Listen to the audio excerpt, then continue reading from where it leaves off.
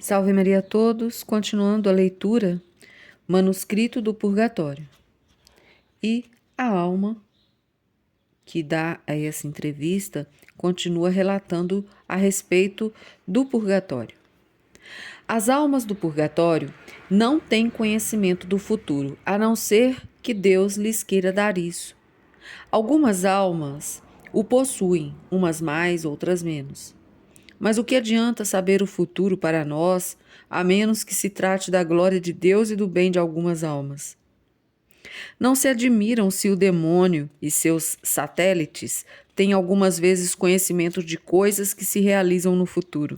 O diabo é um espírito e, por consequente, tem mais astúcias e conhecimentos do que qualquer pessoa na terra, à exceção dos santos, aos quais Deus ilumina com suas luzes.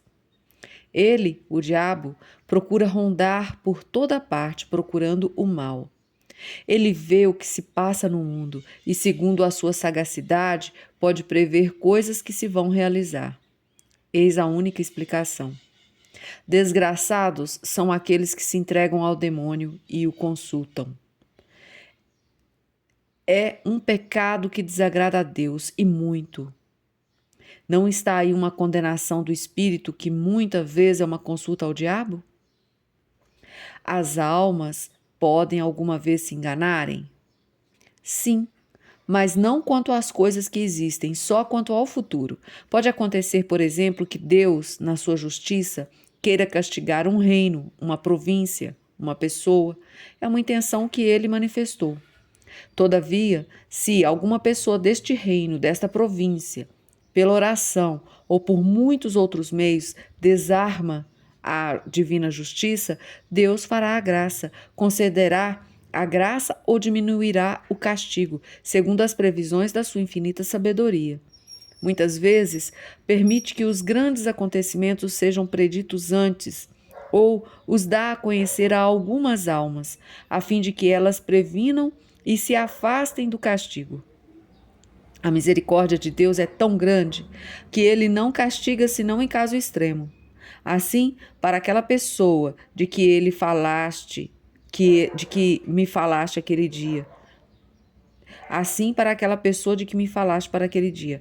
Deus me fez conhecer que não lhe infligirá castigo, senão pela metade, se ela permanecer nas mesmas disposições. Eis como a gente pode às vezes parecer que se engana. Há muitos protestantes salvos? Pela misericórdia de Deus, um certo número de protestantes se salva, mas o purgatório deles é longo e rigoroso. Eles não abusaram da graça, é verdade, como muitos católicos, mas não tiveram as graças insígnes dos sacramentos e outros socorros da verdadeira religião, o que faz com que a sua expiação se prolongue por muito tempo no purgatório.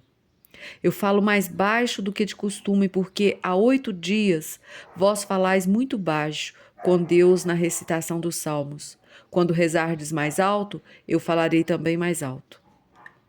Conheceis no purgatório a perseguição que está sofrendo a igreja? Sabemos que a igreja está sendo perseguida e rezamos pelo seu triunfo, mas quando será ele? Eu ignoro. Talvez algumas almas o saibam. Eu não sei.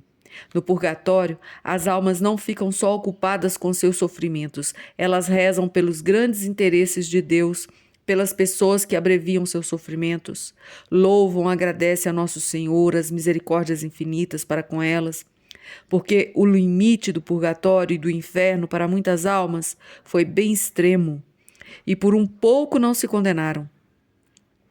Imaginai qual não há de ser o reconhecimento, a gratidão destas almas que foram assim arrancadas de Satã. Eu não vos posso explicar como vemos nós a terra, de modo muito diferente do vosso modo de ver. Isto só se pode entender quando a alma deixa o corpo. Então a terra que ela acaba de deixar não lhe há de parecer mais do que um pontozinho no horizonte, sem fim de eternidade que se abre para ela. Eu recebo mais alívio de uma das ações de graças feitas com uma grande união a Jesus do que de uma oração vocal.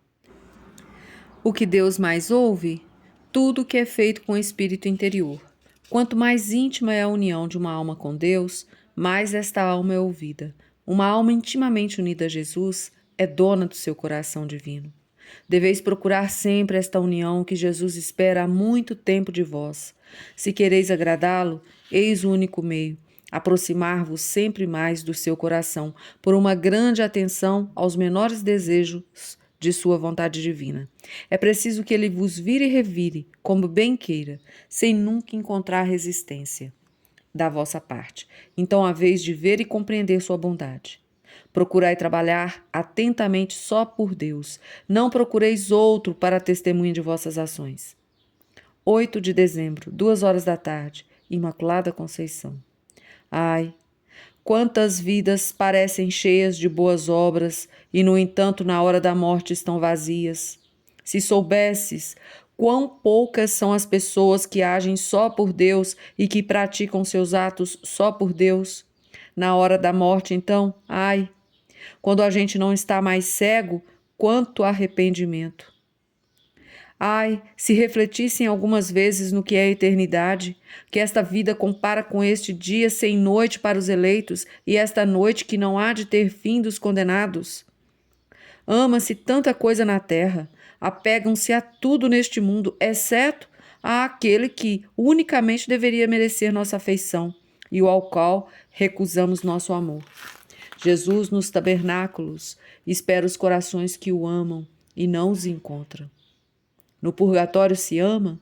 Sim, mas é um amor de reparação.